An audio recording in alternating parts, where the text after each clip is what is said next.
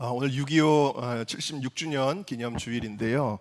6.25에 대한 여러 가지 분석과 또 회고들 있는데 그 중에서 참으로 미스테리인 것 가운데 하나가 뭐냐면 6.25 전쟁이 발발하자마자 어쩌면 그렇게 많은 미군의 군대가 179만 명이나 우리나라에 와서 싸우게 되어지는데 어떻게 그 많은 미군이 요즘에는 여러분 파병 한 병을 하려도 굉장히 절차가 어려운 거 아시잖아요. 우리나라도 어디 파병하려 그러면 또 여야가 실갱을 하고 그 국회를 통과해야 되고 굉장히 어려운 과정들을 거치게 되어지는데 이 미군이 굉장히 빠르게 우리나라를 돕기 위해서 참전을 하게 됩니다. 근데 어떻게 그럴 수 있었느냐?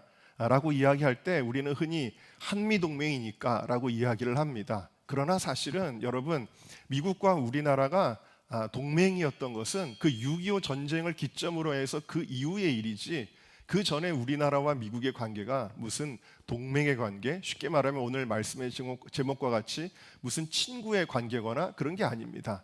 우리나라는요 이번에 월드컵 하는데 저도 이렇게 나름대로 그 어르신들에 비하면 짧겠지만 우리 청년들에 비하면 오랜 세월을 살았는데 저도 처음 들어보는 나라가 이번에 두 나라나 그것도 월드컵 본선에 진출을 했더라고요. 그래서 참 신기하다. 이런 나라도 있었구나 하는 나라가 있잖아요. 그런데 바로 대한민국이 그 당시에 미국 사람들에게는 그런 나라도 있어? 하는 나라였다라는 거예요. 더더군다나 일본의 식민지였기 때문에 그 직전까지 우리나라를 아는 사람은 100명 중에 한 명도 없었다라는 겁니다. 그토록 이름도 없는 우리나라가 무슨 미국의 친구겠습니까? 자, 그런데 어떻게 이렇게 한미 동맹이라는 것이 만들어지게 되고 미군이 우리나라를 지키기 위해서 수많은 젊은이들이 이 땅에 와서 전쟁을 하고 또 많은 사상자를 낼 정도였느냐? 그 이유에 대해서 여러분들에게 좀 설명을 드리도록 하겠습니다. 우리나라가 일제 치하에 있을 때 독립운동의 여러 가지 방향들이 있었지만 특별히 이승만을 필두로 해서 많은 선각자들이 미국에 가서 미국의 도움을 얻고자 했습니다. 그래서 외교를 통해서 대한민국의 독립을 추구했던 사람들이 있었고 실질적으로 우리나라의 독립은 바로 이 방향을 통해서 이루어지게 되어지죠. 그래서 어쨌든 청년 이승만이 프린스턴 대학을 다닐 때 1909년입니다. 한미 우호 친선 협회라는 것을 미국에서 만들게 됩니다. 그래서 이 한미 우호 친선 협회 Friends of Korea라는 이름으로 한국을 돕게 하기 위해서 미국의 많은 목회자들과 또 정치인들과 변호사나 기업인들이나 이런 사람들을 다 모아가지고 한국에 대해서 관심하게 하고 한국의 독립을 도울 수 있도록 그 기반을 이승만이라고 하는 청년이 만들게 되어졌어요. 그래서 이 모임을 정기적으로 모이고 있는데 어느 날 이 모임의 회장이 어떤 젊은 잘생긴 군인 청년을 데리고 온 겁니다. 누구라고 소개를 하냐면 내 딸이 얼마 전에 결혼을 했는데 바로 이 친구가 내 사윌세 하고 소개를 하게 되어집니다. 그런데 이 미국 청년과 이승만이 만나자마자 처음 대화를 시작하자마자 둘이 너무 잘 통한다라는 걸 느끼게 되고 둘이 친구가 되게 됩니다. 이 친구를 보니까 너무 신앙도 좋고 사상도 바르고 굉장히 똑똑하고 명철하고 그래서 너무 이승만이랑 잘 맞는 거예요. 그러면서 이승만이 이제 그 군인 청년, 미군 청년을 보면서 야, 이 친구는 앞으로 미국의 굉장히 중요한 지도자가 되겠다. 미국을 이끌어가는 위대한 지도자가 되겠다. 그래서 앞으로 이 미국 군인의 도움을 우리나라가 받을 일이 있을지도 모르겠다라고 생각하면서 더 잘해주게 됩니다. 자기랑도 잘 맞아서 잘해주지만 대한민국을 생각하면서 더 잘해주게 되어집니다. 그러니까 얼마나 둘이 잘 맞았는지 모르는데요. 특별히 이 전쟁에 대한 그 관점도 굉장히 비슷해서 어떤 입으로만 평화를 외치는 사람들에 대해서는 굉장히 경계하고 실질적으로 국방을 키워서 평화를 지켜야 된다라는 사상에서 둘이 굉장히 일치를 했습니다. 이 미군 청년이 나중에 1932년에 피츠버그 대학에서 미 육군 참모총장이 돼서 이제 졸업 연설을 하게 되는데 그때도 뭐라 그러냐면 평화주의가 미국을 둘러싸고 있다. 그러나 평화주의는 미국의 평화를 가져오지 못한다. 국방을 잊었다가 국가를 잿더미로 만든 역사를 잊었는가? 그러면서 약간 평화주의자였던 루즈벨트와도 사사건건 부딪히면서 대들기도 했던 그런 청년이었습니다. 둘이 굉장히 대화가 잘 맞고, 그래서 대화를 한번 시작하면 막 남녀가 데이트를 하듯이 깊이 빠지는 거예요. 그래서 이 이승만의 부인이었던 프란체스카 여사의 회고록에 보면 둘이 너무 가깝고 친밀해서 부인이 나보다도 더 친밀해 보여서 내가 질투가 날 지경이었다라고 할 정도로 이 이승만과 이 젊은 미군 청년이 아주 각별한 친구가 되었습니다. 그리고 이승만은 이 청년에게 굉장히 공을 들여서 선물을 챙겨줄 때마다 뭐 생일 선물이든 뭐든 선물을 챙겨주고, 그리고 막 카드를 써주고 크리스마스 카드를 보내고 막 이렇게 굉장히 친했는데, 특별히 이승만이 미국 사람들, 특히 백인들을 그렇게 좋아하지는 않았습니다. 왜냐하면 겉으로는 친절해도 속으로는 굉장히 한국 사람들을 무시하고 인종차별하는 그런 마음이 있다라는 걸 알았기 때문에 그 백인들을 그렇게 속으로는 좋아하지 않았는데, 유일하게 이 이승만이 마음을 열어놓고 이 미군 청년을 좋아했습니다. 왜냐하면 이 미군 청년은 굉장히 그런 한국인들에 대한 존중이 있었거든요. 그랬던 이유 중에 하나가 뭐냐면, 이 미군 청년의 아버지가 고종 때 조선에서 근무했던 경력이 있었습니다. 그래서 아버지로부터 한국에 대한 이야기를 이미 많이 듣고 자랐고, 그래서 한국에 대해서 좋은 마음을 가지고 있었어요.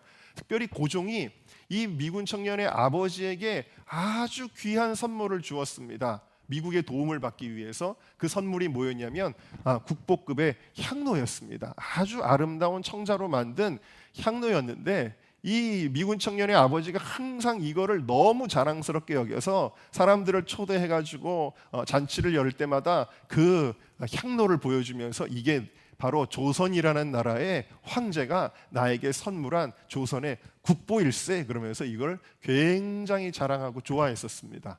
그런데 이제 이 얘기는 좀 나중에 또 하게 될 텐데, 어쨌든 그런 아버지에게서 동양식 예절에 대해서 굉장히 익숙했습니다. 그래서 절대로 이승만에게 무시하거나 폄훼하거나 이런 태도를 하지 않고 아주 동양식으로 예절 있게 아주 잘해줬어요. 그래서 둘이 너무나도 좋은 친구가 되었습니다.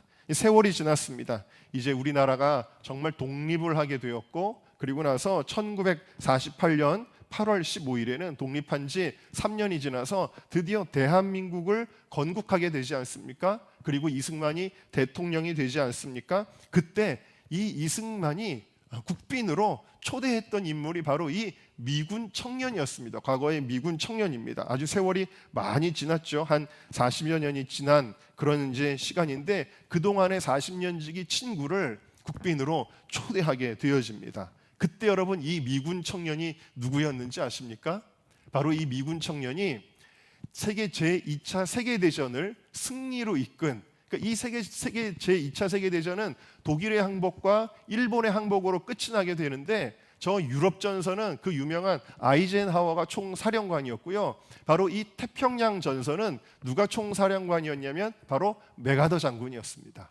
바로 이 메가더 장군이 이 이승만의 40년 지기 친구였다라는 사실이에요.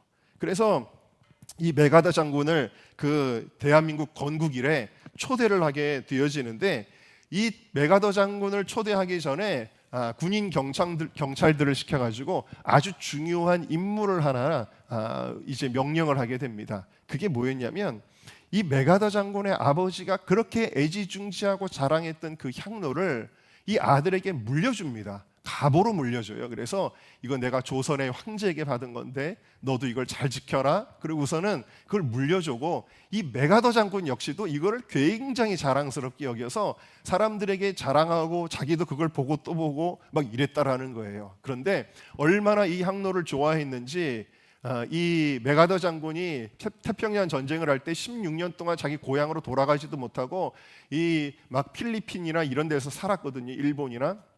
그런데 필리핀의 전선에 있을 때 일본군의 공격을 받아가지고 막 후퇴를 해야 되는 상황이 됐습니다. 근데 그 필리핀에 있을 때 그 향로를 고향에서 가져오게 합니다.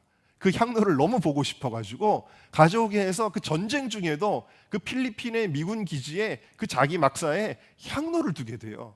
근데 일본군이 막 공격을 할 때 이거를 가지고 도망을 가야 되는데 부하가 이걸 가지고 가다가 그만 태평양 바닷물에 이걸 빠뜨리게 됩니다. 그런데 이 갑오를 잃어버리니까 엄청나게 화를 내면서 군인들을 시켜가지고 그걸 찾으려고 했지만 태평양 바다에 그게 빠졌는데 어떻게 찾을 수가 있겠어요. 그래서 그거를 찾지를 못합니다. 굉장히 안타까워했는데 이거를 다 사전 조사를 합니다. 이승만이. 그래가지고 그거를 만든 사람의 그 다른 작품들을 막 찾게 합니다. 그래가지고 결국에는 막 삼객은 특진을 줄 테니까 어떻게든 이거를 찾아와라 그랬습니다. 그래가지고 결국에는 세점의 이 향로와 비슷한 어떤 그런 비슷한 향로들을 찾아오게 됩니다. 그리고 나서 이승만이 이제 이 메가더 장군을 건국일에 초대했을 때 이 친구에게 선물을 주잖아요. 자, 한번 풀어보게. 그래가지고 그걸 풀어봅니다.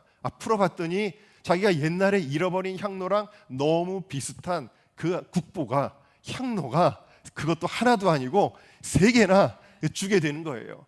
그만큼 이승만이 이 친구에게 굉장히 공을 들였다라는 사실입니다. 자, 그리고 나서 이제 공항에서 나중에 헤어지게 됩니다. 그 당시 메가더 장군은 전 세계적인 영웅이었고 미국인들에게 대통령보다도 더 인기가 많은 그런 슈퍼스타였습니다. 그러니까 이 메가더 장군이 가는 곳마다 기자들이 얼마나 몰려들었는지 모르거든요. 자, 이때도 비행기를 마지막으로 타기 직전입니다. 환송하는 그 상황 가운데였는데 이승만이 친구였던 메가더에게 이렇게 기자들이 다 쳐다보는 곳에서 묻습니다. 만일 한국이 공격을 받는다면 장군은 어쩔 생각이요? 라고 묻습니다. 수많은 카메라 플래시가 막 터지고 있는 상황입니다. 이때 메가더 장군이 이승만에게 어깨동무를 합니다. 물론 메가더 장군은 나이는 5살이 이승만보다 어렸습니다만 미국 사람들은 그런 거 없잖아요. 친구잖아요. 어깨동무를 딱 합니다. 그리고는 이승만을 바라보는 게 아니라 기자들을 바라보면서 이렇게 대답을 하죠. 아주 유명한 대답입니다. 이승만 대통령 각하, 만약에 한국의 경기도나 충청도나 어느 도가 누군가에게 침략을 당한다면 나는 미국의 캘리포니아가 침략을 당한 것처럼 이 나라를 지키겠다라는 것이 저의 결심입니다. 이렇게 대답을 합니다. 그 우정에서 나온 말이겠죠. 사실 이승만이 이 상황 속에서 이 질문을 던진 데는 이유가 있었습니다. 이승만은 평화주의자들이 안심하고 있을 때에도 절대로 저 공산군이 우리나라를 침략할 것이라는 것에 대한 경계를 놓치지 않고 있었고 그거를 어쩌면 내다보고 있었던 것이죠. 그래서 미국의 그 당시 대통령이었던 트루먼에게 친서를 보냅니다. 뭐라고 친서를 보내냐면 미군이 그때 철수를 하는데 미군이 철수를 하면 앞으로 미군이 오히려 엄청난 피해를 보게 될 것이다. 상당 규모의 미군을 이 땅에 남겨놓으라면서 트럼프 대통령에게 아주 강력하게 미군이 우리나라에 있기를 요청했습니다. 그렇지만 이 트루먼 대통령은 그렇게 하지 않았죠. 또 국방장관이었던 애치슨이 그 유명한 애치슨 라인이라는 것을 걷는데 그 자기들의 보호 구역에 어디까지만 포함했냐면 일본까지만 포함하고 우리나라와 대만을 제외시키게 되죠. 그래서 이 러시아나 중국이나 이 북한이 이제 미국이 대한민국을 안 돕겠구나라고 여기게 된 그런 배경이 되기도 하는데 그래서 트루먼은 이 친서를 보고 웃기는 거예요. 아주 조그마한 나라, 이제 신생 독립국, 너무나 가난한 나라의 대통령이 막 강력하게 군대를 달라고 요구를 하는데 뭐라고 대답을 하냐면 나한테 애걸하지 말고 지금 너네 나라 굶는 국민들이랑 먹여 살릴 생각하라, 이렇게 아주 모욕적으로 답변을 주게 되어집니다. 그래서 결국에는 미군이 철수를 합니다. 몇 명만 남기게 되냐면 500명의 고문관만 남기게 되는데 이 남은 500명도 북한을 감시하기 위해 남긴 게 아니라 정말 이승만은 어떻게든 북진을 해서 통일을 이루려고 하는 마음이 강한 걸 알았기 때문에 이승만을 감시하기 위해서 500명을 남겨두고 미군이 철수하게 되어지죠. 그런데 이승만이 내다봤던 대로 실제로 2년 후에 북한이 남침을 해서 내려오게 된 것이죠. 그게 바로 6.25 전쟁입니다. 남침이 시작되었을 때 이승만이 뭘 했을까요? 즉각적으로 그 당시 일본의 이제 점령군이었기 때문에 미군은 그래서 일본의 국가 지도자와 같은 역할을 메가더가 하고 있었습니다. 그런데 이 메가더가 무슨 식민지를 삼듯이 수탈하고 그런 게 아니라 일본에 자유민주주의를 심으려고 그랬고, 일본을 경제적으로 토지를 개혁하고 또 참정권을 여자들에게도 주고 막 이런 일을 막 하면서 좋은 일을 하고 있었는데, 이 메가더에게 전쟁을 합니다. 그 당시 새벽 시간이었습니다. 메가더에게 전쟁을 해가지고 이 미승만이 호통을 치게 됩니다. 뭐라고 호통을 치냐면, 장군, 내가 뭘 했어? 미국이 내 말을 안 듣더니 전쟁이 났어. 어서 달려와 당신이 2년 전에 했던 그 약속대로 이 나라를 지켜주시오 하고 전화를 하게 되어집니다. 그리고 나서 여러분, 정말 이 친구가 약속을 지키게 됩니다. 4일 만에 대한민국으로 전용기를 타고 날아오게 되어집니다. 막 그 북한군이 막 밀고 내려와 가지고 서울을 빼앗기고 그러는 상황이었죠.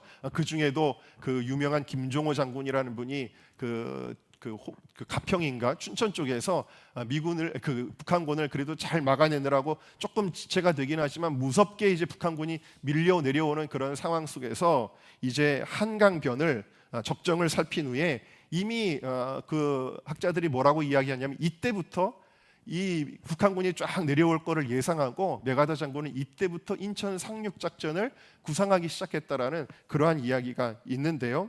이때 한국을 찾은 이 메가더 장군에게 이승만 대통령이 이렇게 이야기를 합니다. 뭐라고 이야기하냐면, 한술 더 뜨는데, 북한이 38선을 자기 선으로 허물었는데 그러니까 이참에 남북 통일을 해야만 하오, 이렇게 이야기를 합니다. 어떻소? 장군은 반드시 그렇게 하겠소? 이 질문을 수십 번을 하게 되었다고 합니다. 그러면 그렇게 질문을 할 때마다 메가더가 대답합니다. 대통령 각하, 네, 그렇게 할 것입니다. 만약 워싱턴에서 제 손을 묶지만 않는다면 한 손으로 싸워도 이길 수 있는 전쟁입니다. 그렇게 해가지고 결국에는 179만 명 그 통틀어서 한국에 왔다 간 군인들의 숫자가, 미군의 숫자가 그 정도 되는데, 그 많은 군인들이 와서 이 나라를 위해 싸우게 되었고, 미군이 아니었으면 우리는 지금쯤 뭐 김일성 동상 앞에서 하나님께 예배를 드린 게 아니라 거기 앞에서 우리가 참배를 하고 있을지도 모르는 상황이었는데, 어쨌든 그렇게 또 미국에서 특별 전시 예산을 만들어서 우리나라의 전쟁만 돕는 게 아니라 그 당시 가난하고 피폐했던 우리나라 국민들을 또 도와주고 원조하는 그 일에 총력을 다하게 되어지죠.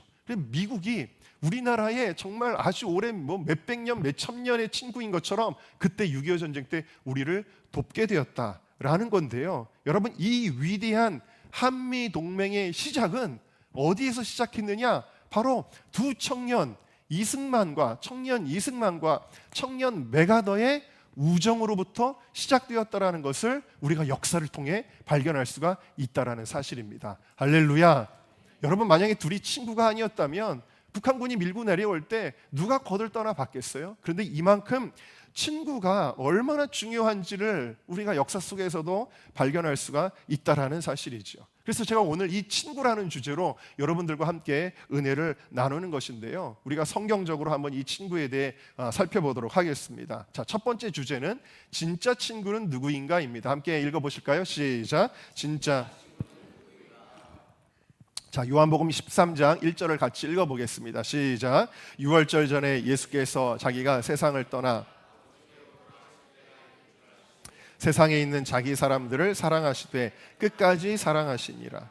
여러분, 예수님께서는 자기 자신을 친구라고 표현하셨죠. 요한복음 15장에 보면 나옵니다. 사람이 친구를 위하여 목숨을 버리면 이보다 더 큰 사랑이 없는데, 그러면서 나는 너희의 친구다. 내가 이제부터 너희를 종이라 하지 않고 친구라고 할 거야. 종에게는 비밀 얘기 안 하지만 친구에게는 비밀도 얘기하잖아. 그러면서 주님이 우리에게 친구라 하시는데, 그 친구의 사랑이 어떤 사랑이었는지를 뭐라 그러냐면 끝까지 사랑하셨다. 요한복음 13장 1절 다시 보시면 끝까지 사랑하셨다. 이 끝까지라는 말은 에이스텔로스, 그래서 마지막 순간까지 사랑하셨고, 그리고 완전하게 온전히 사랑하셨다. 다시 말해서 이 에이스텔로스는 최고의 사랑, 이 세상에 존재하는 최고의 사랑으로 우리를 사랑하셨다라는 거예요. 여러분, 진짜 친구의 모델이 누구냐면 바로 우리 예수님이십니다. 어떤 상황과 환경에 따라서 변하고 자기 이익을 쫓아가는, 여러분 우리나라 정치인들 보면요, 얼마나 정말 자기 이익을 따라 여기 갈아탔다 저기 갈아탔다, 어떨 때는 막 충성하다가 막 큰절을 하다가 어떨 때는 손가락질하고 배신하고, 정말 여러분 정말 비열한 그런 세계를 보게 되는데, 진짜 친구는 뭐냐? 예수님처럼 사랑하는 것이 진짜 친구다라는 거예요. 마지막 순간까지, 끝까지 온전하게 최고의 사랑, 다시 말해 생명을 다하는 거죠. 로마서 5장 말씀을 다 같이 읽어봅시다. 시작. 의인을 위하여 죽는 자가 쉽지 않고 선인을 위하여 용감히 죽는 자가 혹 있거니와 우리가 아직 죄인 되었을 때 그리스도께서 우리를 위하여 죽으심으로 하나님께서 우리에게 대한 자기의 사랑을 확증하셨느니라. 그러니까 예수님은 우리를 사랑하시는데 이 십자가를 통해 그 사랑을 증명하셨다라는 거예요. 여러분, 말로 하는 사랑은 사랑이 아니죠. 증명되는 사랑이 사랑인 것입니다. 예수님은 우리를 위하여 죽으셨다라는 거예요. 여러분, 한미동맹이 혈맹이라고 이야기를 하죠. 그 이유가 뭐예요? 우리를 위해서 죽었거든요. 그러니까 이 동맹은 그 무엇으로도 의심하거나 부정될 수 없는 증거가 있는 동맹이라는 거예요. 많은 사람들이 이것을 부정하려고 하지만 그러나 이것은 이미 증명된 동맹이다라는 것이죠. 바로 예수님은 우리에게 증명된 사랑을 보여주셨다라는 것입니다. 그러면서 예수님은 우리에게 또한 이렇게 명령을 하시잖아요. 요한복음 13장을 다 같이 읽어보겠습니다. 시작. 새 계명을 너희에게 주노니 서로 사랑하라. 내가 너희를 사랑한 것 같이 너희도 서로 사랑하라. 너희가 서로 사랑하면 이로써 모든 사람이 너희가 내 제자인 줄 알리라. 자, 예수님이 우리에게 어떻게 사랑하라고 말씀하시냐면요, 내가 너희를 사랑한 것처럼 사랑하라고 말씀하시는 거예요. 예수님은 말로만 가르치신 것이 아니라 바로 이 십자가의 사랑으로 증명하시면서 예수님의 삶으로 우리에게 친구는 뭔지를 알려주고 계시는데, 그건 뭐냐면 예수님처럼 사랑하면 그게 진짜 친구라는 것이죠. 여러분들에겐 진짜 친구가 있으십니까? 네, 있나요, 여러분? 세상에는 친구가 많다고 해서 그게 꼭 부러워할 만한 게 아닙니다. 왜냐하면요, 누가복음 15장에 예수님께서 탕자의 비유를 얘기하셨잖아요. 탕자가요, 친구가 많았습니다. 그가 많았던 이유가 있어요.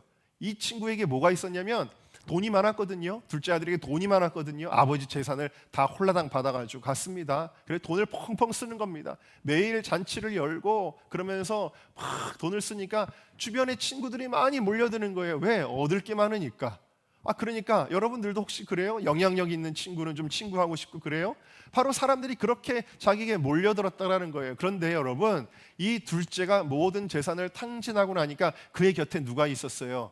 아무도 안 남았어요. 다 이 둘째 아들을 버리고 떠나가 버리고 말았습니다. 여러분, 진짜 친구입니까? 아니죠. 이 친구들은요, 상황과 환경에 따라서 옆에 있기도 하고, 그러나 상황과 환경에 따라 언제든지 그들을 저버릴 수도 있는 그런 가짜 친구였다라는 사실이지요. 자, 그러나 여러분, 오늘 우리가 읽었던 말씀은 이렇게 우리에게 이야기하고 있는데 다시 한번 읽어보겠습니다. 잠언 18장 24절입니다. 시작. 많은 친구를 어떤 친구는 형제보다 이거 오늘 본문은 아니군요. 자, 많은 친구를 얻는 자는 파라시만의 탕자와 같은 친구들이에요. 탕자의 친구들과 같은 거예요. 이런 친구들은 소용이 없다라는 겁니다. 그런데 어떤 친구는요, 형제보다, 형제는 어때요? 정말 형제가 예를 들어서 장기가 잘못됐다 그러면은 장기를 이식해서 해줄 수도 있는 게 형제 아니에요? 자기의 생명을 줄 수도 있는 게 형제 아니에요? 바로 어떤 친구는, 진짜 친구는 형제보다 더한 사랑을 할 수가 있다라고 이야기를 하고 있어요. 자, 그러면 그 친구는 또 어떤 친구냐? 잠언 17장 17절도 읽어보겠습니다. 시작. 친구는 사랑이 끊어지지 아니하고 형제는 위급한 때를 위하여 낳느니라. 네, 이게 오늘 본문이었죠. 여러분, 친구는 사랑이 끊어져요, 안 끊어져요? 안 끊어져요. 이게 무슨 얘기냐면 좋을 때만 사랑하는 것은 진짜 사랑이 아니다. 건강할 때만, 성공할 때만, 부할 때만, 도움이 될 때만 곁에 있는 사람은 진짜 친구가 아니다라는 거예요. 진짜 친구는 내가 실패했을 때, 내가 병들었을 때, 내가 모든 것을 잃어버렸을 때, 사람들이 내 곁에서 다 떠나갔을 때도 오히려 더 그러기 때문에 더 가까이 오는 친구가 진짜 친구라는 사실이지요.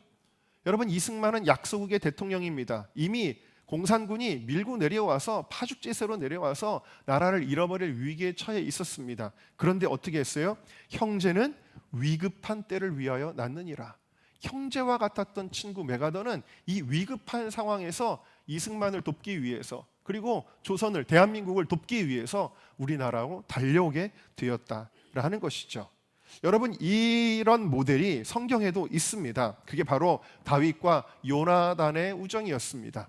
요나단에게 다윗은요, 어떻게 보면은 도망자에 불과했습니다. 정치적 핍박을 받아서 하염없이 도망 다니는 정말 상황이 형편없는 상황에 있는 친구였습니다. 그리고 어떻게 보면 자기에게는 경쟁자나 다름없었던 인물입니다. 사무엘이 다윗에게 기름을 부어서 왕을 삼겠다고 했거든요. 원래 왕은 누가 돼야 돼요? 아들인 자기가 돼야 되는데, 그럼에도 불구하고요, 여러분, 자기의 이익을 생각하지 않고 하나님의 뜻을 앞세우며, 다윗이야말로 진짜 하나님의 사람이다, 신실한 사람이다, 다윗이야말로 왕이 돼야 될 사람이다라고 여기고, 정말 다윗이 위급할 때, 자기 아버지인 사울로부터 죽임을 당하려고 할 때마다 이 요나단이 다윗을 위급할 때마다 돕게 되어집니다. 할렐루야. 여러분, 이와 같이, 그래서 사무엘상 20장 17절에 이렇게 그의 사랑을 표현하고 있어요. 읽어봅시다. 시작. 요나단이 다윗을 사랑한 까닭에 이는 자기 생명을 사랑한 같이 그를 사랑함이었더라 그랬어요. 또 다윗이 막 쫓기게 될 때, 이제 난 사울한테 죽겠구나라고 낙심하게 될 때 또 요나단이 어떻게 했는지도 보실까요? 사무엘상 23장 16절 시작. 요나단이 일어나 숯불에 들어가서 다윗에게 이르러 하나님을 힘입게 의지하게 하였는데. 여러분, 사람의 말로 위로하는 친구들은 친구가 아니에요. 진짜 친구는요, 믿음의 말을 합니다. 오늘 우리 찬양 부르는데 찬양을 부르는데도 힘이 나더라고요. 주의 약속하신 말씀 위에서 굳게 서리, 그 영원하신 말씀 위에 굳게 서리. 굳게 세워지는 말씀으로, 친구야, 하나님이 함께 하신다고 하셨잖아, 두려움하지 말라고 하셨잖아, 내가 너를 기도할 거야. 이 막 마음이 녹아내리고 좌절하고 낙심해야 되는 이 다윗에게 이 요나단이 그의 믿음을 세워줬어요. 할렐루야. 하나님을 힘있게 의지하게 하였다. 여러분, 이런 좋은 친구가 있어야 된다라는 거예요. 여러분, 우리 특별히 학생들 같은 경우는 학교 다닐 때 친구들이 많기를 원하죠. 중고등학교 때는 친구 없으면은 굉장히 자기 자신을 좀 비참하게 여깁니다. 그래서 어떻게든 친구가 많아야 되는데, 이 친구가 좋은 친구냐 나쁜 친구냐 가리지도 않아요. 그냥 내 주변에 친구가 많으면 그걸로 그 땡입니다. 그런데 여러분, 그러면 안 돼요. 진짜 친구가 있어야 돼요. 어떤 친구? 하나님을 힘있게 의지하게 하는 친구. 그래서 여러분, 세상 친구들은 내 전도 대상자일 뿐이지, 진짜 친구는 어디에 있어요? 은정교회에 있습니다. 할렐루야. 네, 진짜 친구는 하나님을 힘있게 의지하게 하잖아요. 바로 이러한 친구의 모델이 여러분들에게도 있기를 주님의 이름으로 축복합니다. 자, 그러면 좋은 친구가 있었으면 좋겠는데, 내가 어려울 때마다 나를 돕고 하나님을 힘있게 의지하게 할 수 있는 친구가 있으면 좋겠는데, 그 좋은 친구를 얻으려면 어떻게 해야 될까요? 두 번째 주제입니다. 많은 사람들이 이렇게 얘기하거든요. 나도 좋은 친구가 있었으면 좋겠어. 나를 이해해주는 사람이 있으면 좋겠어. 내가 어려울 때 나를 도와주는 사람이, 친구가 있었으면 좋겠어. 그런데 성경은 이렇게 이야기를 해요. 마태복음 7장 12절 시작. 그러므로 무엇이든지 남에게 대접을 받고자 하는 대로 너희도 남을 대접하라. 이것이, 여러분, 좋은 친구가 나한테도 있었으면 좋겠어, 저 사람이 내 친구였으면 좋겠어 하기 이전에 어떻게 해야 되는 거예요? 내가 먼저 좋은 친구가 되시기를 주님의 이름으로 축복합니다. 여러분, 이승만이 메가더에게 좋은 친구가 되었었잖아요. 그렇기 때문에 메가더가 이승만이 어려움을 당할 때 도울 수 있었던 것 아니겠습니까? 여러분은 누군가에게 좋은 친구이십니까? 잠언 17장 17절, 친구는 사랑이 끊어지지 아니하고. 좋은 친구의 베이스는 뭐냐면요, 이익과 관계와 취향이 같은 게 문제가 아니에요. 뭐가 중요하냐? 사랑이거든요. 다시 말해서 사랑은 뭐냐? 좋은 친구는 계산하지 않는다라는 것입니다. 여러분들은 혹시 저 친구는 나한테 베풀었으니까 나도 베풀 수 있겠다, 옛날 여러분 이런 거 계산하세요? 저 친구는 내가 결혼식 할 때 부조를 얼마를 했네? 그러니까 나도 그 부의금을 얼마를 부의가 아니라 축의금이죠. 죄송합니다. 나도 축의금을 얼마 해야 되겠네? 저 친구 우리 아버지 돌아가셨을 때 왔네 안 왔네? 그럼 나도 가네 안 가네? 우리 항상 이런 거 계산하지 않나요 혹시? 여러분, 저 친구는 내가 밥을 5번 사줬는데 저 친구는 2번밖에 안 사줬네? 그럼 다음번에 갈 때도 나는 가만히 있어야지? 혹시 이런 걸 자꾸 계산하지 않느냐는 거예요. 여러분, 사랑은 계산하지 않습니다. 왜? 예수님은 우리를 계산하지 않았잖아요. 계산했으면 예수님이 어떻게 우리를 위해 죽으십니까? 예수님의 사랑이 계산하지 않았던 건지, 여러분 계산하지 않고 그냥 내가 먼저 잘하면 되는 겁니다. 그게 바로 좋은 친구가 되는 것인 줄로 믿습니다. 자, 세 번째 함께 읽겠습니다. 시작. 은정교회 공동체가 서로에게, 여러분 우리는 그냥 예배드리기 위해 억지로 한 자리에 모여있는 그런 게 아니에요. 예수님은요, 교회가 주님의 한 몸을 이루기를 원하신다라는 사실입니다. 그래서 이 공동체에 대한 많은 교훈들이 있는데, 갈라디아서 6장 2절입니다. 시작. 너희가 짐을 서로 지라. 여러분 어떤 사람이 문제를 당해서 굉장히 고통스러울 때 있습니다. 그 고통을 여러분 진짜 친구처럼 함께 나눠주시기를 주님의 이름으로 축복합니다. 정말 내가 함께 가서 기도해주고 함께 위로해주고 짐을 같이 져야 된다라는 거예요. 혼자 지는 걸 보면서 야, 힘들겠다. 아무개 집사님 힘들겠다. 같은 초장원인데도 야, 참 어려운 문제가 있구나, 힘들겠다. 그게 아니라 내가 함께 짐을 져주는 거예요. 내가 함께 금식하면서 기도하겠습니다. 그러면서 짐을 져줘야 된다라는 것입니다. 로마서 12장 15절 같이 읽습니다. 시작. 즐거워하는 자들과 함께 즐거워하고 우는 자들과 함께 울라. 아멘. 여러분 즐거워하는 자들과 함께, 여러분 김 집사님 아들 이번에 서울대학교 갔어? 속으로는 우리 애는 이러는 게 아니라, 여러분 진짜 내일처럼 즐거워하시기를 주님의 이름으로 축복합니다. 여러분 저희 동기들이 저희 연회에 큰 교회 부임을 많이 했습니다. 근데 친구들이 저희 연회에 큰 교회, 좋은 교회에 부임할 때마다 제가 너무 기쁜 거예요. 그래가지고 야, 아무개가 아무개에 왔대 막 이런 얘기를 하면은 또 이렇게 생각하더라고요. 누군가는 또 그게 좋나? 은정교회보다도 몇 배로 큰 교회 부임했는데 그게 그렇게 좋은가? 라고 생각하는 사람들이 있을 수도 있는데, 저는 그런 마음이 1도 안 들어요. 진짜 친구들이 좋은 교회 부임하면 그게 너무 즐거운 거예요. 여러분 이게 친구의 마음 아니겠어요? 여러분들 같은 초장원들에게 좋은 일 생길 때, 같은 선교회에 좋은 일 생길 때 함께 즐거워하시기를 주님의 이름으로 축복합니다. 나는 안 되는데 저 사람은 된 일 가지고 배합하면 안 된다라는 거예요. 또 우는 자들과 함께 울라 그랬어요. 우는 자들과 함께 울라. 여러분 누군가가 고통당하고 있을 때에 정말 위로가 되는 사람이 있습니다. 그게 누군지 아세요? 왔는데 함께 울어주는 사람. 그 사람 너무 위로가 돼요. 저 사람은 진짜 나를 위하는구나. 그 눈물이 증명을 하잖아요. 여러분들에게도 이런 울어줄 수 있는 마음이 오늘 이 예배를 통해서 하나님께서 우리에게 부어주시기를 주님의 이름으로 축복합니다. 네, 그래서 이렇게 우리가 서로 정말 좋은 친구가 되어야 된다. 또 빌립보서 2장 말씀도 우리 다 같이 읽어봅시다. 시작. 마음을 같이하여 같은 사랑을 가지고 뜻을 합하며 한 마음을 품어 아무 일에든지 다툼이나 허영으로 하지 말고 오직 겸손한 마음으로 각각 자기보다 남을 낮게 여기고 각각 자기 일을 돌볼 뿐더러 또한 나의 기쁨을 충만하게 하라. 여러분 바울이 목회자이잖아요. 빌립보 교회의 목회자입니다. 그런데 바울이 너무 기쁜 게 뭐냐? 성도들이 정말 사랑으로 하나 되는 걸 볼 때 기쁘다라는 거예요. 여기 자세하게 뭐라 그랬냐면 아무 일에든지 다투지 말래요. 여러분 다투지 않는 은정교회 되시기를 주님의 이름으로 축복합니다.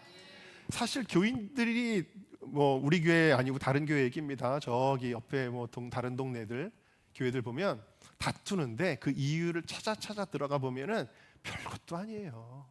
여러분 혹시 교회에서 누구랑 다퉈본 적이 있어요? 그거 세월 지나서 생각해 보니까 그거 얘기할 만해요? 지금 와가지고 얘기할 만한 거 하나도 없어요. 별것도 아니에요. 예를 들면 이런 거예요. 무슨 음식, 무슨 국을 끓이는데 이 조미료를 얼마나 쓰느냐 안 쓰느냐 그렇게 중요한 거 아니잖아요. 그냥 이제 맞춰서 가면 되는 거잖아요, 여러분. 별것도 아닌 거 가지고 우리가 싸울 때가 얼마나 많이 있는지 몰라요. 여러분 싸우지 않으시기를 주님의 이름으로 축복합니다. 허영으로 하지 말고 우리가 위선과 나의 자랑과 이런 걸 하지 말고요. 그저 겸손한 마음으로. 여러분 겸손한 사람에게 진짜 친구가 붙어요. 가장 중요한 거는 교만한 사람에게는 진짜 친구가 안 붙습니다. 근데 겸손한 사람에게는 진짜 친구들이 많이 붙어요. 이 겸손한 친구의 특징은 뭐냐면요, 남을 나보다 낮게 여긴다라는 거예요. 사람들을 무시하지 않아요. 정말 이 사람이 나보다는 더 훌륭해. 저는요 여러분들이 저보다 더 훌륭하다고 생각해요. 어떨 때는. 어떨 때가 아니라 진짜로. 왜냐하면 나는 이렇게 목회자지만 하나님 뜻대로 살지도 못하고 나는 이렇게 하나님 앞에 나는 정말 부족해, 나는 죄인이야. 아무리 능력이 없는 것 같아도 저 사람은 그래도 더 하나님 앞에 정직하고 순결하고 겸손하고 진실하지. 저는 이렇게 바라봐요.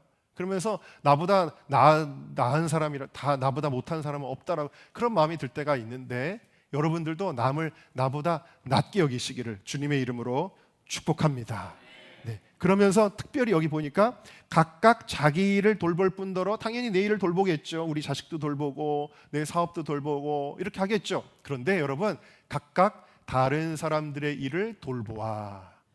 여러분 주변에 있는 오늘 초장 모임을 할 텐데 이제는 진짜 이 마음을 가지고 우리 초장원들, 우리 친구들의 사정을 돌보시기를, 여러분들이 먼저 어떻게 지내는지, 지금 몸은 괜찮아졌는지, 지금 사업은 어떻게 잘 되고 있는지, 지금 직장 생활은 괜찮은지, 지금 기도 생활은 잘하고 있는지, 하나님과의 관계는 지금 친밀한지, 여러분 동료들을 돌볼 수 있는 여러분들이 되시기를 주의 이름으로 축원합니다. 그냥 내 일만 생각하고 내 이기주로 하는 거는 여러분 이기주의 자아추구는요 하나님의 사람의 자세가 아니라는 거예요. 정말 하나님의 사람은 돌볼 수 있는 사람이다 라는 사실입니다. 서로 경쟁하고 서로 상처 주고 자기만 생각하면 목회자의 마음은 아픕니다. 저도 그렇습니다. 그러나 반대로 여러분 서로 섬기고 어려운 일을 함께 짊어지고 위급한 때 형제처럼 여러분들이 돕는다면 제 마음이 기쁠 뿐더러 목회자의 마음이 기쁘다는 건 뭐예요? 우리 주님께서 기뻐하시는 줄로 믿습니다. 여러분 우리 은정교회가 서로에게 진짜 친구가 되시기를 주님의 이름으로 축원합니다. 자, 오늘 6.25 기념주일이기 때문에 마지막으로 이 주제로 마무리를 하도록 하겠습니다. 다 같이 읽겠습니다. 시작. 대한민국의 친구를 위해 기도하자. 여러분 어떤 사람이 이런 얘기를 할 때가 있어요. 저는 혼자가 좋아요. 저는 혼자가 편해요. 근데 여러분 그 사람의 말이 이해는 갈 수가 있어요. 왜냐하면 그 사람은 뭔가 인간관계 속에서 어려움을 겪거나 상처를 많이 받았기 때문에 그 얘기를 하는 것이, 진짜 혼자 있는 게 좋은 사람은 세상에 아무도 없어요. 왜? 하나님이 인간을 지으실 때 너의 독처하는 것이 보기에 좋지 아니하니 내가 너에게 배우자를 줄게. 그래서 하나님께서 아담의 갈리뼈를 가지고 하와를 만드신 거 아니에요? 인간은요 한자 자체가 두 개의 짝대기가 서로 서 있는 거예요. 친구가 없으면 안 돼요. 친구가 필요하거든요. 여러분 이와 같이 친구가 있는 게 너무 좋은데 여러분 어떤 사람들은 이게 개인에게만 있는 게 아니라 공동체에도 친구가 필요합니다. 공동체. 예를 들면 우리 은정교회에도 친구가 있어서 너무 좋아요. 첫 번째로는 형님들이 있으니까 이게 가까이에도 큰 형님이 계시고 저희 강건도에도 작은 형님이 교회에 있는데 얼마나 저를 많이 돕는지 모르거든요. 교회로서 돕고 또 저에게는 또 진짜 그 어머니 뱃속에서 같이 난 형제 말고도 의형제 목사님들이 계십니다. 아시잖아요. 제가 처음에 서기청 사역을 외롭게 할 때 친구를 하나님이 한둘씩 붙여주셨어요. 좋은 친구들을 붙여주셔서 이 사역을 같이 하니까 제가 혼자서는 도저히 할 수 없는 일들을 하나님이 감당하게 해 주시는 것입니다. 할렐루야. 그리고 그런 교회로서의 친구뿐만 아니라 여러분 한번 생각을 해보세요. 우리 교회에 여러 가지 어려운 문제가 있었는데 우리의 힘만으로 이걸 해결한 게 아니잖아요. 물론 근본적으로는 하나님이 다 하신 일이지만 하나님께서 친구들을 통해서 우리를 해결해 주시는 거예요. 어떨 때는 정치를 하는 사람이 우리를 도와주기도 하고 또 행정을 하는 사람이 우리를 도와주기도 하고 또 교단에 있는 누군가가 우리를 도와주기도 하고, 최근에는 여러분 보세요. 길 문제가 해결될 때에 우리가 이런 마음을 우리 힘으로 합시다. 제가 계속 우리가 자주성이 있어야지. 우리가 누구에게 의존하지 맙시다. 우리 힘으로 합시다. 그랬으면 여러분 이 길 공사를 할 수 있나요? 불가능하죠. 우리에겐 그렇게 할 만한 행정적인 허락도 안 떨어질 것이고 우리에겐 그 공사를 감당할 재정도 허락되지 않을 것입니다. 그러니까 여러분 친구를 굳이 외면하는 것은 아주 바보 같은 일이죠. 아주 어리석은 일이다라는 것입니다. 마찬가지로 대한민국이 좋은 친구를 잃어버리지 않도록 우리가 기도해야 됩니다. 친구들을 자꾸 잃어버리려고 그러면 안 된다. 엉뚱한 나쁜 친구한테 가가지고 붙어 있으면 안 된다라는 사실입니다. 자, 신명기 8장 말씀 우리 다 같이 한번 읽어볼게요. 시작. 내가 오늘 내게 명하는 여호와의 명령과 법도와 규례를 지키지 아니하고 내 하나님 여호와를 잊어버리지 않도록 삼갈지어다. 내 마음이 교만하여 내 하나님 여호와를 잊어버릴까 하노라. 여러분, 하나님께서 굉장히 싫어하시는 것 중에 하나가 뭐냐면 은혜를 잊어버리는 거예요. 은혜를 잊어버리는 걸 싫어한다. 시편 103편 2절도 읽어볼까요? 시작. 내 영혼아 여호와를 송축하며 그의 모든 은택을 잊지 말지어다. 그 은혜를, 그러니까 우리가 하나님의 은혜를 잊지 말아야 되는 건 너무 당연하고요. 사람과의 관계에서도 은혜를 잊어버리면 안 됩니다. 그런 사람은 좋은 친구를 만날 수가 없어요. 항상 은혜를 기억하시기를 바라요. 내가 여러분 교회 신앙생활하면서 시험 들어서 교회를 떠나는 경우에 되게 이런 경우가 있어요. 10가지 은혜를 받았는데 한 가지 섭섭한 것 때문에 막 그렇게 이제 시험에 드는 경우들이 있는데요. 그러면 안 돼요. 내가 받은 은혜를 생각해야죠. 항상 우리는 모든 인간관계 속에서, 직장에서도 또 사업장에서도, 이웃들과의 관계에서도, 친척들과의 관계에서도 항상 은혜를 기억하시기를 주님의 이름으로 축복합니다.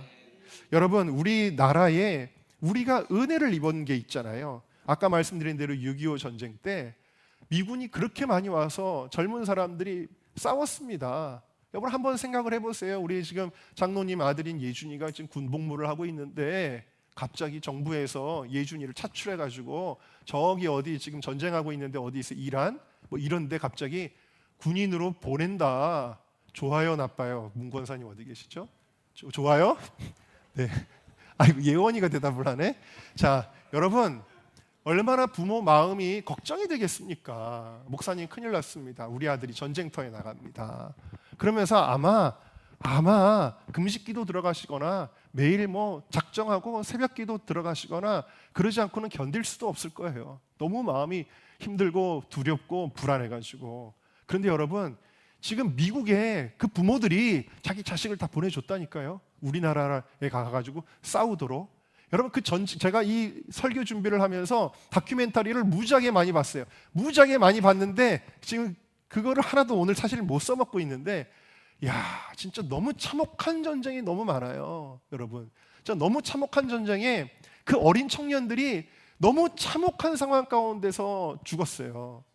예를 들면은 마지막에 휴전 직전에 그 백마고지 전쟁 같은 걸 보면요, 정말 제가 그 전쟁을 보면서 와, 나 같은 사람은 싸우기도 전에 말라 죽겠다. 왜냐하면 저는 이게 잠을 잘 못 자는 그게 좀 약점이 있잖아요. 이게 뭐 폭탄이 뭐 수시로 떨어지는데 잠을 어떻게 자요? 무슨 침대에서 편안하게 자는 것도 아니고 진짜 와, 나 같은 사람은 거기 어떻게 견딜까? 그런 생각이 드는데 그 전쟁을 쉬지 않고 했어요. 거기서 그 백마고시 그 지역이 원래 푸르른 산이었습니다. 근데 폭탄이 너무 많이 떨어져 가지고 잿더미가 덮여 가지고 그 지역이 하얀색으로 다 변해 가지고 나중에 그 위에서 보니까 하얀 말이 누워 있는 것처럼 보이게 되었다라는 거예요. 원래 그 산 이름이 백마고지가 아니었는데, 그래서 그 고지 이름이 백마고지가 된 거예요. 너무 폭탄이 너무 많이 떨어져 가지고 잿더미가 돼 가지고 수많은 사람들이 거기서 죽었어요. 막 자기가 죽을 걸 알면서도 그 고지를 다시 탈환하기 위해 산 등성이를 막 총들고 올라가면서 막 동료들이 죽어나가고, 이런 전쟁을 수없이 반복을 한 거예요. 여러분 얼마나 고맙습니까? 그 청년들이 여기 와서 그렇게 피를 흘리고 죽었는데 말이죠. 무려 몇 명이 죽었냐면요, 5만 명 가량이 죽었어요. 5만 명 가까이 죽었습니다. 5만 명? 여러분 한두 명만 요즘 사고 나도 뉴스에서 떠들썩한데 5만 명이 우리나라를 위해서 죽었어요. 청년들이요, 꿈이 있고 막 인류 대학을 다니는 그런 청년들도요 다 여기서 죽었습니다. 그리고 10만 명 이상이 부상을 당해서 장애를 입게 됐어요. 얼마나 고맙습니까? 이것을, 그리고 전쟁뿐만 아니라 전쟁 이후에도 물론 이제 이승만이 아주 그걸 협상을 잘해가지고 막 전쟁 포로를 막 풀어주고 막 이렇게 해가지고 결국에는 그 한국에 대해서 우호적이지 않았던 아이젠하워가 나중에 그때 대통령이었는데 인계철선을 만들죠. 미군이 우리나라에 인계철선을 형성하도록, 그래서 우리나라의 안보를 지키게 되고 그 안보 덕분에 우리나라가 경제 발전을 하게 되고 뿐만 아니라 미국의 많은 원조를 받게 되고 기술의 또 원조를 받게 되고 또 우리나라가 경제 발전하는 데 있어서 수출 시장이 필요했는데 우리나라 물건을 다 팔아주고 뭐 이런 역할을 미국이 하지 않았었습니까? 물론 미국이라고 다 똑같은 건 아니에요, 여러분. 저는 미군 부대에서 군복무를 했잖아요. 근데 저는 그때 반미주의자였어요. 저는 그 당시에 그 뭐 불평등 조약이란 소파라고 하는 그거에 대한 강의를 듣고 막 적개심이 막 들기도 했고, 왜 그랬냐면 제가 경험했던 미군들이 굉장히 한국 사람들을 모멸감을 주는 일들이 많았거든요. 제가 오죽하면 여러분 그 EO라고 하는 Equal Opportunity라고 인종차별을 당하면은 제소를 하는 기관이 있는데 거기 제소를 하려고 했던 저기 최초의 카투사였다니까요. 제가 반미주의자였지만 그거는요, 여러분 한 부분에 지나지 않아요. 우리는 은혜를 잊지 말아야 돼요. 내가 경험한 부정적인 경험 때문에 은혜를 잊으면 안 된다. 우리나라에 좋은 친구가 있었다.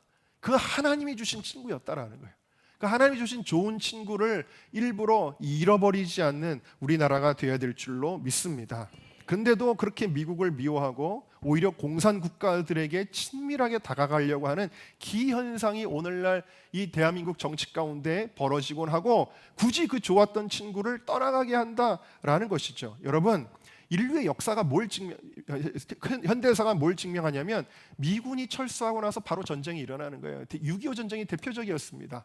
에치슨 라인을 긋고 미군이 철수했을 때 6.25 전쟁이 터지지 않았습니까? 베트남이 어땠나요? 1973년에 제가 태어났던 해인데 그때 미군이 베트남에서 철수하고 나서 그 북에서 베트공들이 내려와서 공산화되지 않았었습니까? 이라크가 2011년에 미군 철수하면서 ISIS가 거기를 장악하게 되지 않았습니까? 아프가니스탄이 탈레반이 집권하고 있는데 미국이 개입해서 그래가지고 나라를 제대로 만들어놨는데 2021년에 다시 미군이 철수하자마자 탈레반이 아프가니스탄을 장악하지 않았습니까?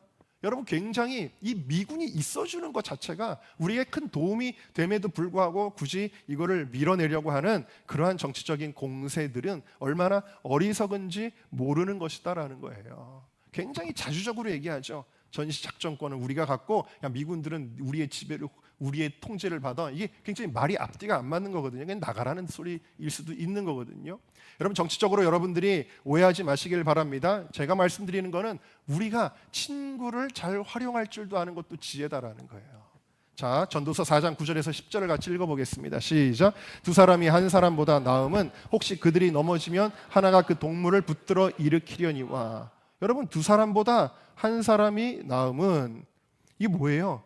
한 사람은요 혼자서 감당할 수 없는 일이 많은데 두 사람이 같이 하면은 할 수 있다라는 거예요. 전도서 4장 12절 한 사람이면 패하겠거니와 두 사람이면 맞설 수 있나니. 우리 힘으로는 지금 맞설 수 없는 것들이 현실적으로 있잖아요. 근데 달콤한 구호, 아주 우리를 자주적으로 표현하는 그런 구호들에 우리가 그거에 빠져들다가는 또다시 재난을 당할 수 있다는 것을 우리가 알아야 된다는 겁니다. 경제도 마찬가지입니다. 경제협력, 과거에 여러분 미국하고 우리나라하고 통화 스와프가 있어서 글로벌 금융위기도 넘기고 코로나 때 금융위기도 넘겼다, 그런 경험들이 있잖아요. 우리의 힘으로 모든 것을 할 수 있는 시대가 아니거든요, 지금은 더더군다나. 그래서 여러분, 국가적으로도 우리나라가 한미동맹을 든든히 하고, 이 한미동맹은 단순히 정치적인 차원에서 혹은 군사적인 차원에서의 동맹이 아니라 가장 중요한 건 뭐냐면 미국에도 안 좋은 사람 많습니다. 엉뚱한 사람도 많습니다. 그러나 미국에 참된 크리스찬들도 많습니다. 여러분, 미국의 참된 크리스찬들과 대한민국에도 이상한 사람 많습니다. 그러나 이 땅에 나라와 민족을 위해 기도하는 참된 크리스찬들이 많이 있습니다. 여러분, 신앙 안에서의 동맹은 정말 그 무엇과도 바꿀 수 없는 귀중한 것임을 여러분들이 믿으시기를 주님의 이름으로 축원합니다. 놀라운 건 뭐예요? 은정 감리교회인데 여러분, 우리 감리교회에도 정말 이상한 사람들 많습니다. 이상한 목회자들도 많고요. 그런데 이 감리교회에 그래도 우리가 애정을 가질 수밖에 없는 게 이 감리교회가 정말 위대한 믿음의 사람들을 많이 배출했거든요. 근데 이승만 대통령이 바로 여러분 아시다시피 감리교인인데 메가더 장군도 감리교인입니다. 할렐루야. 네, 어쩌다가 교파 얘기가 나왔지만 그게 중요한 건 아니고요. 이 메가다 장군이 일본의 지도자 역할을 하게 되었을 때 미국에 뭘 요청했는 줄 아세요? 1,000명의 선교사를 보내달라 그랬어요. 이 메가다 장군의 마음에 뭐가 있었냐면 신앙의 중심이 있었던 거예요. 그는 중요한 결정을 앞두고 성경을 읽고 조용히 기도하는 시간을 가졌다고 합니다. 그래서 메가더 장군의 회고록을 한번 보시면요, 필리핀에서 전쟁할 때마다 성경을 읽어요. 그리고 하나님 앞에 기도합니다. 이 내용들이 다 이게 메가더 장군의 회고록에 나오는 내용들이에요. 그러면서 전쟁에 또 이기면 하나님께 감사하는 기도를 드리게 되어지고 이렇게 했다라는 것입니다. 인천 상륙작전 때는 어땠나요? 그때 메가더가 태풍을 만나잖아요. 근데 이 천재지변 앞에서 무력한 인간의 한계를 깨닫고 그는 기도하지 않을 수 없었습니다. 그가 기도했던 내용이 바로 이것입니다. 한번 같이 읽어볼까요? 시작. 자비로우신 하나님 아버지시여, 변함없이 우리 군대를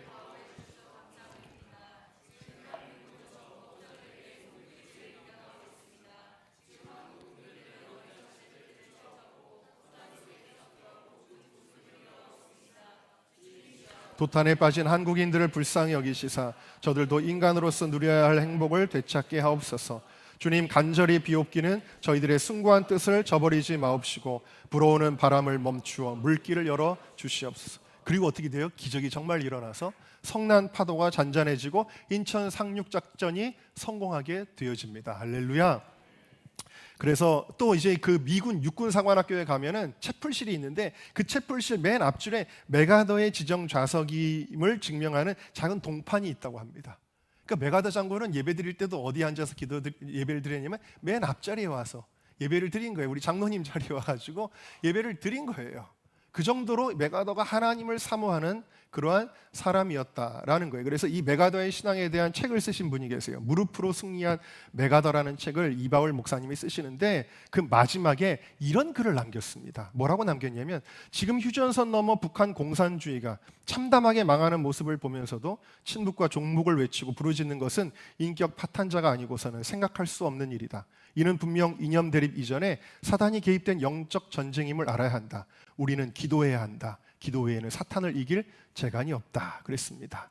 여러분, 미국의 참된 크리스천들과 이 대한민국의 참된 크리스천들이 신앙의 동맹을 맺고 좋은 친구로서 마지막 때에 자유민주주의를 지켜내고 기독교 신앙의 정체성을 지켜내고 정말 열방의 복음을 전하는 일에 순종할 수 있는 우리 모두가 될 수 있기를 주님의 이름으로 축복합니다.